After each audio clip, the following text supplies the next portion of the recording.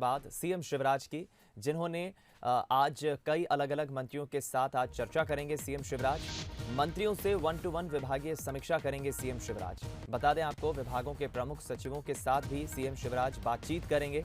प्राथमिकता वाली योजनाओं के क्रियान्वयन का मुख्यमंत्री जानकारी लेंगे, अपडेट लेंगे। आज सीएम शिवराज ने केंद्रीय मंत्रियों से भी, बता दें आपको, जो मुलाकात एक दिन पहले की है, आज उस संदर्भ में अब आगे की क्रियान्वयन रूपरेखा तय होगी। सीएम शिवराज सिंह ने केंद्रीय मंत्री के सामने किसानों को लेकर भी मांगे रखी है। और आज मध्य प्रदेश के मुख्यमंत्री भोपाल में कैबिनेट के अलग अलग विभाग के मंत्रियों के साथ चर्चा करेंगे।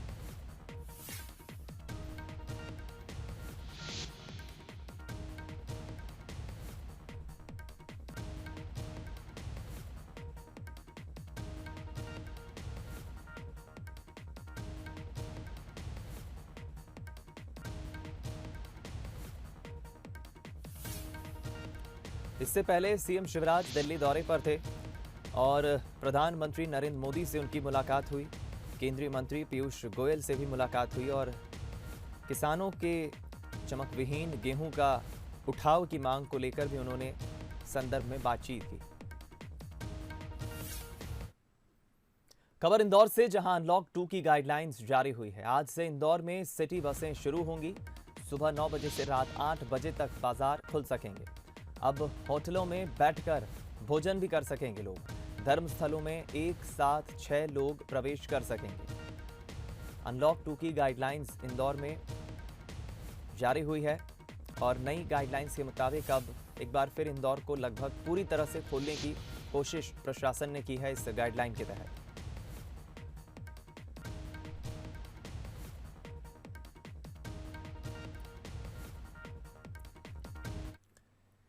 धार में एक सड़क हादसा हो गया, जहां तेज रफ्तार बस ने बाइक सवार को टक्कर मारी। इस हादसे में बाइक सवार युवक की मौके पर ही मौत हो गई। खबर है कि धार में हॉस्टल अधीक्षक के पद पर विजेंद्र गौतम थे। इंदौर से धार जा रहे थे वो और इसी दौरान सड़क हादसा हो गया। महू नीमच हाईवे पर यह हादसा हुआ। तेज रफ्तार बस ने बाइक सवार को टक्कर मारी और इस हादसे में बाइक सवार विजेंद्र गौतम की मौत हो गई, जो धार में ही हॉस्टल अधीक्षक के पद पर थे।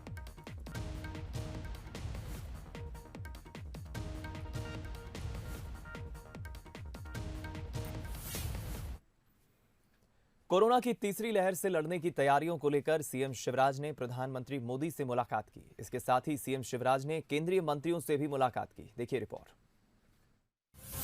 पीएम मोदी से मिले शिवराज। क्या सिंधिया पर भी हुई बात? पीएम से सीएम ने क्या की मांग?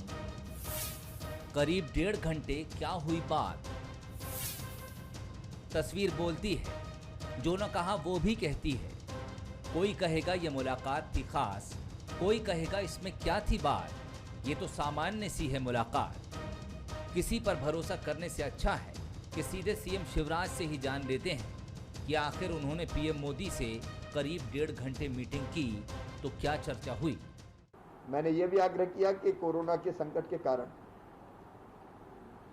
आर्थिक स्थिति राज्यों की भी डगमगाई है। अधोसंरचना के विकास के कोई काम ना रुके, इसलिए जरूरी है कि वो 5.5% जीडीपी का फिर से राज्य ले पाए। केंद्र उस पर गंभीरता के साथ निश्चित तौर पर विचार केंद्र सरकार करेगी। प्रधानमंत्री जी गंभीरता से उस पर विचार करेंगे। ये तो रहा सारांश। चलिए आपको पहले विस्तार से बता देते हैं पीएम मोदी से मुलाकात में कौन कौन सी चर्चाएं हुई। शिवराज ने बताया कि कोरोना की वजह से राज्यों की आर्थिक स्थिति डगमगाई। मध्य प्रदेश में पिछले 2 महीने में राजस्व की हानि हुई, इसलिए पीएम से शिवराज ने ऋण लेने में छूट देने का आग्रह किया। जीडीपी के 5.5% तक लोन लेने की छूट का आग्रह किया। वहीं पीएम को कोविड नियंत्रण में किए बेहतर कामों की जानकारी भी दी। वर्तमान में कोरोना की पॉजिटिविटी रेट 1% से नीचे है। तीसरी लहर की तैयारियों पर भी पीएम को शिवराज ने जानकारी दी। प्रदेश में 21 जून से वैक्सीनेशन अभियान चलाया जाएगा, जिसके रोड मैप के बारे में पीएम को जानकारी दी। दिसंबर तक 70% वैक्सीनेशन का लक्ष्य रखा गया है। इन सब के अलावा शिवराज ने किसानों के मुद्दे पर भी बात की। डीएपी की कीमत पर सब्सिडी देने पर केंद्र को धन्यवाद दिया। मूंग की सरकारी खरीद को लेकर भी बात हुई। हालांकि राज्य के विषयों को लेकर शिवराज कई केंद्रीय मंत्रियों से मिले। वो रेलवे और खाद्य एवं सार्वजनिक वितरण मंत्री पीयूष गोयल और केंद्रीय रसायन उर्वरक मंत्री डीवी सदानंद गौड़ा से भी मिले। वैसे पीएम से मुलाकात को लेकर कांग्रेस की सोच अलग है। उसे इस मुलाकात में अलग ही एंगल नजर आता है। पहली बात तो इन्हें तलब किया है नरेंद्र मोदी साहब ने, और कोरोना ने किस तरह शिवराज की सरकार को हराया है ये आम जनता ने भी देखा है। ये क्या कोरोना को हराएंगे? लोग, लाखों लोग मरे हैं, उसके बाद ब्लैक फंगस से लोग मर रहे हैं, कहीं कोई तैयारी नहीं। कांग्रेस को इस मुलाकात में तलब करने जैसा कुछ दिखा। वैसे कई राजनीतिक विश्लेषक इस मुलाकात को आगामी कैबिनेट विस्तार से भी जोड़कर देख रहे हैं। मध्य प्रदेश से कई दावेदार कैबिनेट में शामिल हो सकते हैं, जिसमें ज्योतिरादित्य सिंधिया का नाम भी सामने आ रहा है। हाल ही में सिंधिया शिवराज सिंह चौहान से मुलाकात करने भोपाल भी आए थे। अब पीएम मोदी से शिवराज मिले हैं, तो क्या अब भी ये मान लें कि सिंधिया पर कोई बात ही नहीं हुई होगी? Bureau report, Bansal news. Rajya Sabha सांसद और बीजेपी नेता ज्योतिरादित्य सिंधिया ने मुख्यमंत्री शिवराज सिंह चौहान को पत्र लिखा है। पत्र के जरिए सिंधिया ने ग्वालियर में जिवाजी विश्वविद्यालय में मेडिकल कॉलेज खोलने की मांग की है। इसके साथ ही मेडिकल कॉलेज स्थापित करने के लिए आरक्षित जमीन के प्रीमियम और भूभाटक को माफ करने का भी अनुरोध किया है। सिंधिया ने पत्र में लिखा है कि कोविड महामारी में हजारों प्रदेशवासियों को स्वास्थ्य सेवाएं देना चुनौतीपूर्ण रहा, इसलिए ग्वालियर में मेडिकल कॉलेज की स्थापना से आसपास के शहरों, राज्यों के लोगों को बेहतर स्वास्थ्य सेवाएं उपलब्ध हो सकेंगी। साथ ही लिखा कि मेडिकल कॉलेज में आने वाले वित्तीय भार और सभी तरह का खर्च यूनिवर्सिटी खुद उठाएगा। इसका सरकार पर कोई भार नहीं पड़ेगा। ऐसे में जमीन का प्रीमियम और भूभाटक माफ करने से मेडिकल कॉलेज की स्थापना में बहुत सहयोग मिलेगा।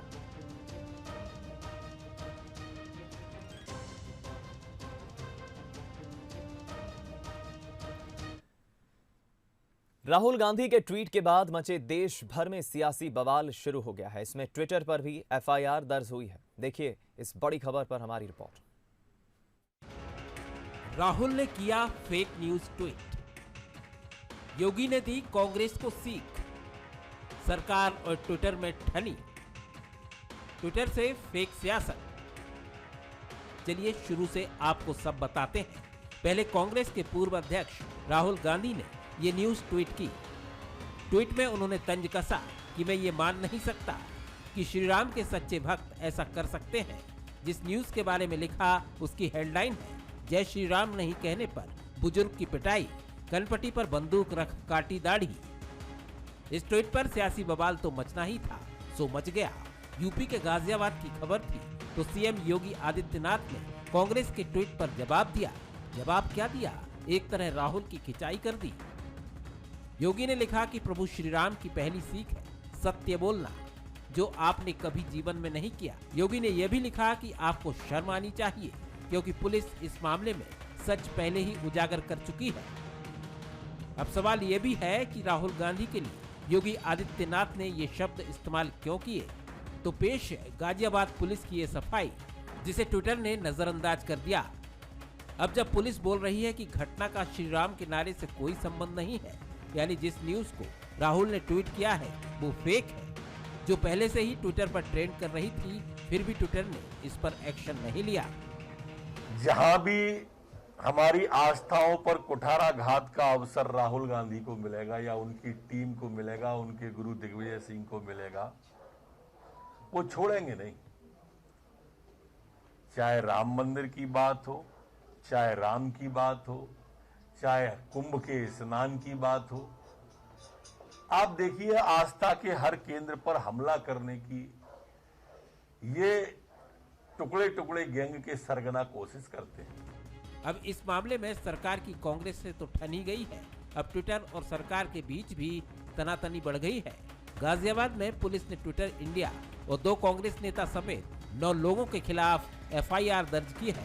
एफआईआर मामले को सांप्रदायिक रंग देने के आरोप में दर्ज की गई है। तो सवाल ये भी है कि आपको इस घटना से क्या सबक मिला। पहला, सोशल मीडिया पर फेक न्यूज की भरमार है। दूसरा, अगर आपने फेक को और ज्यादा फेंकने की कोशिश की तो अब FIR दर्ज होने में देरी नहीं लगेगी। Bureau report, Bansal news. Pakistan की संसद में मंगलवार को जबरदस्त हंगामा हुआ। यहां तक कि गाली गलौज और मारपीट भी हुई। हालात इतने खराब थे कि सांसदों को भागने में भी दिक्कत होने लगी। हंगामे और मारपीट में एक महिला सांसद के घायल होने की भी खबर है। दरअसल शुक्रवार को इमरान खान सरकार ने अपना तीसरा बजट पेश किया था। अपोजिशन ने इस बजट को सिरे से खारिज करते हुए गरीबों के लिए खतरनाक बताया। मंगलवार को इस पर चर्चा होनी थी, लेकिन जब विपक्ष के नेता शहबाज शरीफ जैसे ही बोलने खड़े हुए तो सत्ता पक्ष के लोगों ने हंगामा शुरू कर दिया। शरीफ ने अपना भाषण बंद कर दिया, लेकिन तब तक संसद किसी जंग के मैदान में तब्दील हो चुका था। सबसे ज्यादा चर्चा इमरान की पार्टी के सांसद अली अवान की हो रही है। उन्होंने खुलेआम गालियां दी और मारपीट की। इसके बाद पूरा दोष विपक्ष पर थोप दिया। हैरानी की बात यह है कि जब यह हंगामा चल रहा था तब प्रधानमंत्री सहित सत्ता पक्ष के तमाम नेता हंस रहे थे।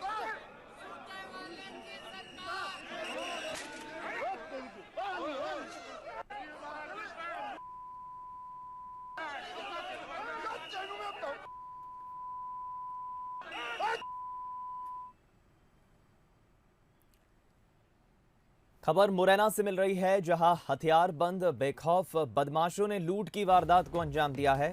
शासकीय देशी शराब की दुकान पर लूट की वारदात को अंजाम दिया है बदमाशों ने। 5 पेटी देसी शराब और 20,000 रुपए लेकर बदमाश फरार हो गए। लूट का वीडियो भी सोशल मीडिया पर वायरल हो रहा है। ये वीडियो सामने आया है। मुरैना के अंबा थाना क्षेत्र के बरे गांव का यह मामला है।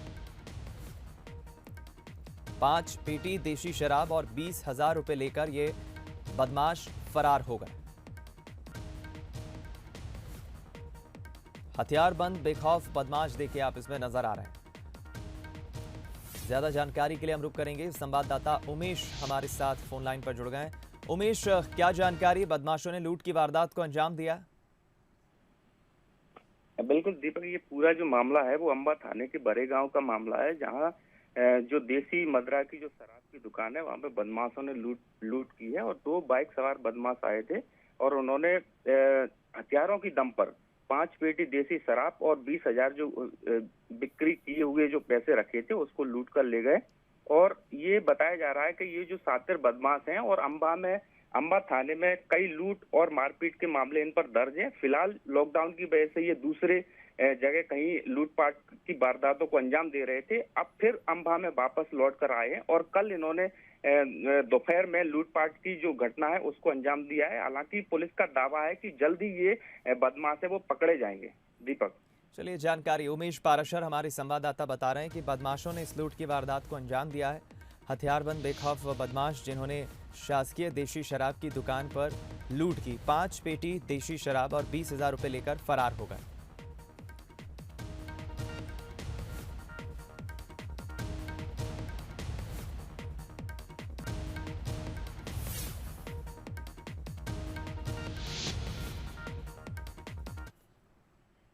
खबर भोपाल से, जहां मध्य प्रदेश का हेल्थ बुलेटिन जारी हुआ है। कोरोना का ग्राफ कम हुआ है और बीते 24 घंटे में कोरोना के 160 नए मरीज सामने आए हैं। 34 मरीजों की मौत हुई है।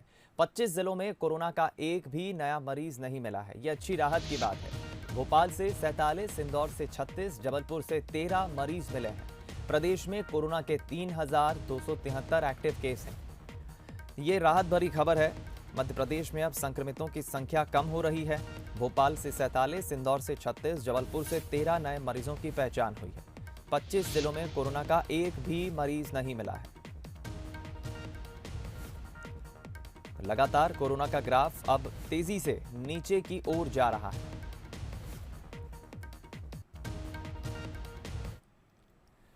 खबर इंदौर से, जहां आज से इंदौर में अनलॉक की नई गाइडलाइंस जारी हुई है और वो आज से जारी हो जाएगी। बता दें आपको, राज्य शासन के आदेश के बाद प्रशासन ने नया आदेश जारी किया है। इंदौर के लिए जो गाइडलाइंस आई है उसके मुताबिक अब इंदौर में बाजार सुबह 9 बजे से रात 8 बजे तक खुल सकेंगे। रेस्टोरेंट्स, होटल, साथ ही बार, क्लब रात 10 बजे तक खुल सकेंगे। होटल, लॉज, धर्मशाला पूरी क्षमता के साथ खुल सकेंगे। साथ ही निजी ऑफिस में 50% स्टाफ को अनुमति मिल सकेगी। निजी ऑफिस में 50% स्टाफ के साथ 50% क्षमता के साथ जिम भी खुल सकेंगे। यानी प्राइवेट ऑफिस, निजी ऑफिस और जिम ये सभी 50% कैपेसिटी के साथ खुल सकेंगे, इन्हें अनुमति रहेगी।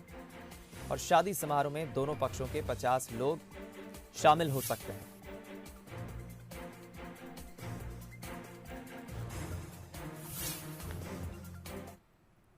इधर मध्य प्रदेश में लगातार कोरोना के गिरते ग्राफ को देखते हुए राज्य सरकार ने अनलॉक में और रियायत दी है, जिसमें सभी शॉपिंग मॉल, जिम और रेस्टोरेंट खोलने की इजाजत दी गई है। जबलपुर में भी सभी शॉपिंग मॉल और जिम खुल गए हैं। करीब 2 महीने तक बंद रहे शॉपिंग मॉल को खोलने से पहले पूरी तरह से सैनिटाइज किया गया। इसके साथ ही मॉल प्रबंधन ने भी लोगों से गाइडलाइन का पालन करने की अपील की। हालांकि पहला दिन होने के कारण कम संख्या में ही लोग खरीदारी करने पहुंचे। उन्होंने सारा मॉल पूरा सैनिटाइज करके सारे प्रिकॉशंस हम ले रहे हैं उसमें, और जो भी कस्टमर हमारे यहाँ मॉल में आ रहे हैं उनको हम विदाउट मास्क या सैनिटाइज करने के बाद अंदर एंट्री नहीं दे रहे हैं। जो भी आ रहा है उसको मास्क कंपलसरी है। सारा स्टाफ हमारा वैक्सीनेटेड है, सभी ने वैक्सीन हमने स्टाफ को लगवाई हुई है। 3 जून को एक हमने यहाँ पर कैंप मॉल में लगाया हुआ था सारे स्टाफ के लिए, तो सभी को हमने वैक्सीन लगवा चुके हैं। और सारे हमने जो भी इसमें प्रिकॉशंस होते हैं कि इस कोरोना से रोकथाम के लिए, वो सारे दिए हुए हैं। पूरा मॉल सैनिटाइज कराया हुआ है और बिना मास्क के किसी को भी एंट्री मॉल के अंदर नहीं, जो भी आ रहा है उसकी एंट्री बाकायदा हो रही है मॉल के अंदर।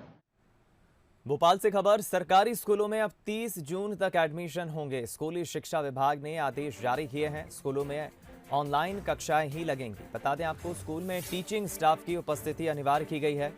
30 जून तक अब एडमिशन सरकारी स्कूलों में हो सकेंगे। स्कूली शिक्षा विभाग ने आदेश जारी किया है। वहीं स्कूल में टीचिंग स्टाफ और नॉन टीचिंग स्टाफ की उपस्थिति को अनिवार्य किया गया है। प्राइवेट स्कूल में एडमिशन की डेट निजी स्कूल प्रबंधन ही तय करेंगे, लेकिन सरकारी स्कूलों में 30 जून तक एडमिशन हो सकेंगे।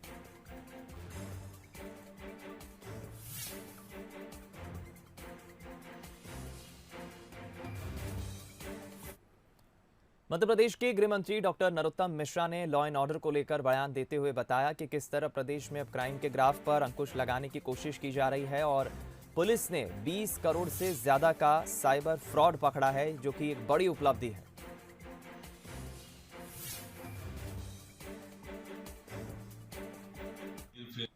उसमें मध्य प्रदेश पुलिस ने एक बड़ी सफलता प्राप्त की है। बालाघाट जिले में साइबर फ्रॉड गिरोह को पकड़ा है और इसमें 20 करोड़ से अधिक के हेरफेर का खुलासा हुआ है। 18 राज्यों में यह काम चल रहा था। 500-700 लोग इसमें लगे हुए थे। बड़ा गंभीर किस्म का मामला था। अभी तक 8 लोग पुलिस ने गिरफ्तार किए हैं। हमारे मध्य प्रदेश में भी रतलाम, डिंडोरी वगैरह, उत्तर प्रदेश में प्रतापगढ़ वगैरह कई जगह इस तरह की, और हमारी पुलिस वहां की पुलिस से संपर्क में है। ग्वालियर में बीजेपी के प्रदेश संगठन महामंत्री सुहास भगत के नाम पर फर्जी फेसबुक आईडी बनाकर राशि की मांग करने का मामला सामने आया है। आरोपी ने एक कॉलेज संचालक अमित जैन से 18,000 रुपए की डिमांड की। अमित जैन को जब फर्जी आईडी होने का शक हुआ तो उसने तत्काल इसकी सूचना प्रदेश संगठन महामंत्री सुहास भगत और भोपाल में बीजेपी के आला नेताओं को दी। साथ ही राज्य साइबर सेल पुलिस को शिकायत भी की, जिसके मामले की गंभीरता को देखते हुए साइबर सेल ने आरोपी के खिलाफ मामला दर्ज कर जांच शुरू कर दी।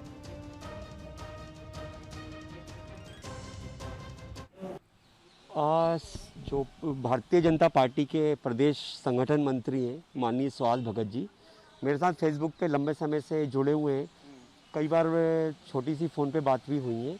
उनके नाम से आज मेरे पास मैसेज आया कि कैसे हो, लेकिन चूंकि उनका कद बहुत ऊंचा है और लैंग्वेज से मुझे लगा नहीं कि वो, उन्होंने कहा तो हल्का सा मुझे डाउट हुआ। मैंने कहा ठीक हूँ भाई साहब, कि लगे एक मदद की ज़रूरत है, कर दोगे क्या? मुझको लगा कोई छोटा मोटा काम होगा, तो मैंने रिप्लाई करा, भाई साहब शर्मिंदा कर रहे हैं, बताइए काम क्या है? तो उन्होंने कहा 18,000 रुपये की ज़रूरत है, मैं सुबह लौटा दूंगा। उसके बाद मैं एकदम सतर्क हो गया कि ये कोई फ्रॉड है। उसके बाद अभी शिकायत की है तो मुझे यहाँ पता चला माननीय सुहास भगत जी के द्वारा भी भोपाल में इस प्रकरण की शिकायत की गई है। आवेदक ने यही बताया किसी फेक प्रोफाइल से रुपयों की मांग की जा रही थी, तो उसके संबंध में उसके द्वारा सूचना दी गई है और उसने ये बताया है कि 100 रुपये उसने उसके बताए हुए अकाउंट में जमा किए हैं।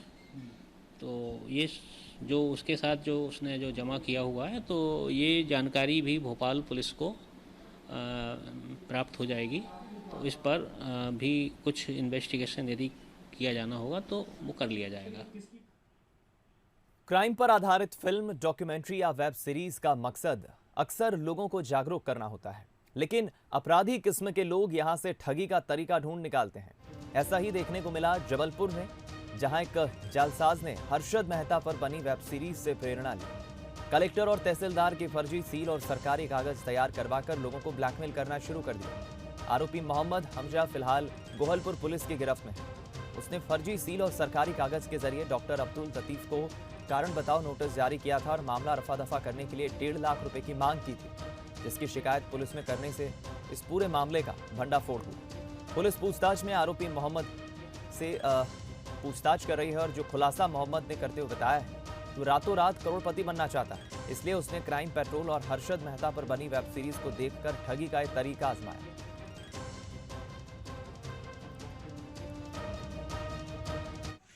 2 तारीख को जून में फिर एक पत्र हमें प्राप्त हुआ, वही सेम कारण बताओ नोटिस का। तो हमने फिर ये सोचा कि भाई इसको मिला जाए, तो फिर हमने तहसीलदारी में जाके तहसीली में जाके हमने जानकारी ली, तो पता लगा कि ये पत्र हमारे यहाँ से जारी नहीं हुआ है। इसी बीच में उस अज्ञात व्यक्ति का फ़ोन आने लगा और वो हमसे पूछने लगा कि भाई वो आपको नोटिस मिला है। मैंने कहा हाँ भाई मिला है। बोले उसको अगर सेटलमेंट करना है तो हम करा देंगे। और इस तरीके से वो बार बार मेरे संपर्क में आता रहा और मुझसे बोला मैं कैंसिलेशन कराऊंगा और आपको पैसे लगेंगे। उसने 1.5 लाख रुपए की मुझसे मांग की। डॉक्टर अब्दुल लतीफ़ द्वारा कल एक शिकायत दी गई कि एक अज्ञात व्यक्ति लगातार फ़ोन पे उनको ब्लैकमेल कर रहा है और उनके हॉस्पिटल के रजिस्ट्रेशन को रद्द करने के नाम पर कलेक्टर महोदय की जांच के संदर्भ में बार बार बता रहा है कि यदि वो हमें 2 लाख रुपए नहीं देते हैं तो उनकी हॉस्पिटल का रजिस्ट्रेशन रद्द किया जाएगा और इनको सलाखों के पीछे भेजा जाएगा, जिसकी हमने साइबर के माध्यम से जानकारी प्राप्त की, जिसमें एक मोहम्मद हमजा नामक 18 साल का नवयुवक है जो कि भेड़ाघाट के अंतर्गत संगमरमर से की चीज़ों का कार्य करता है। इधर ग्वालियर में 2 पड़ोसियों के बीच जमकर विवाद हो गया। विवाद का एक वीडियो भी सामने आया है, जिसमें 2 युवकों ने पड़ोसी युवती के साथ जमकर मारपीट की। देखते ही देखते विवाद जमकर बढ़ गया।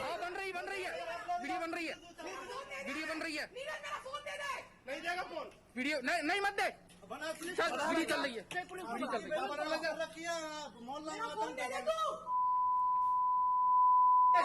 हाँ चल रहा, रिकॉर्ड चल रहा है। नहीं रहने दे, अरे तू फोन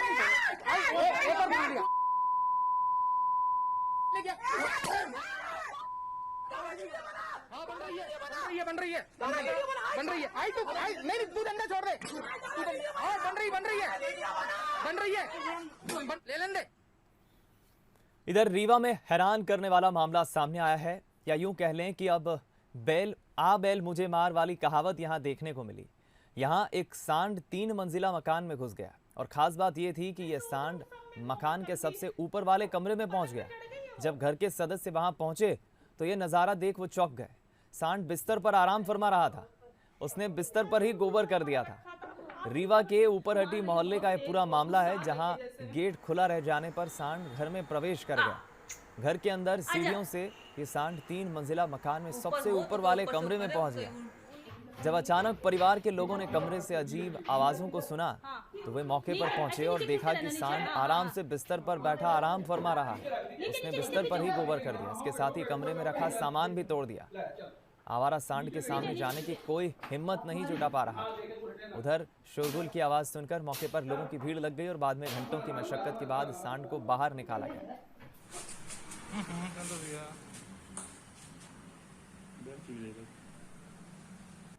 कल बैल घुस गया घर में, नीचे के रास्ते सीढ़ी के रास्ते से ऊपर आ गया था और जब भगाए तो यहाँ छत पे खुला पाया तो ये अंदर आ गया।